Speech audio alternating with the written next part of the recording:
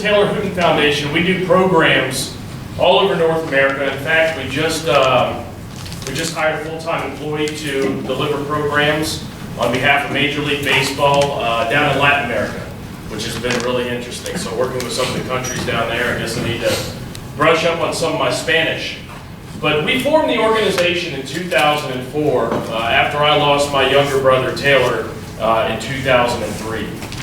So it's been about 10 years, and when we originally put it together, you know, we just had hopes and dreams of educating kids locally in the Dallas-Fort Worth area. But what we found is we turned over an anthill, and I'll give you a little bit of my background here in a couple of slides. But our mission is just to educate the youth of North America on the reality and the dangers of what we like to call appearance and performance-enhancing drugs, and you'll see why here in a minute. We're a recognized leader globally on this topic. You know, we saw the Lance Armstrong thing coming months or years and years ago. And as I just got off the plane Thursday night last week, and you know, Friday morning we started getting calls at 6:50 in the morning, you know, wanting us to comment on it. Basically, our comments, if anybody signs up for our newsletter, you know, receives any of that information, was it's not about these professional athletes. I mean, it shouldn't be a shock to us if they're using it, but we have over 1 million kids just in middle school and high school that admit to using these drugs. And so some of these networks have picked us up. You might recognize my father's name, Don Hooton Sr. He testified in front of Congress as an expert witness in 2005 during the Major League Baseball congressional hearings. But these are some of the different articles that we've been featured in. Some of the partners that you might recognize up here, the NCAA. We do work in colleges everywhere from Division III all the way up to Division I. We're an approved speaker on their NCAA registry. So that's really helped us because some of the schools can have grant funds provided.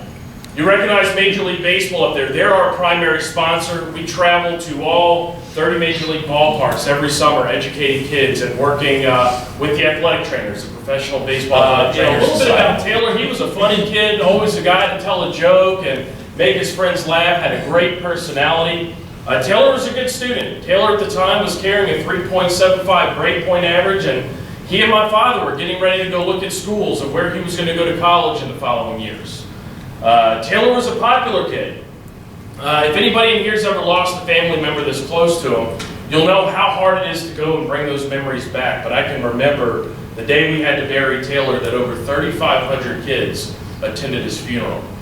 Taylor was an athlete. Baseball's always been a choice sport in our family. I was actually with my cousin Bert Hooton on Saturday evening. It was my grandfather's 90th birthday, and Bert played in the big leagues for about 12 years. And you know, I played baseball, played at the Division I level at 2 different schools, and I can tell you, even with an active testing program, we had about 75% of the guys on my team that were actively using steroids.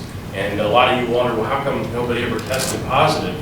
We'll talk a little bit about that. But I understand the pressures that the kids go through and all the different dietary supplements over the lockers, but never really have to do this as adults. But as we deliver these programs to our kids or our youth, our young adults, we always have to reiterate to them that Taylor's no longer with us. Now, Taylor's case is an extreme case, but some of the things that these drugs can do to our bodies, we can't change or take back or put in reverse.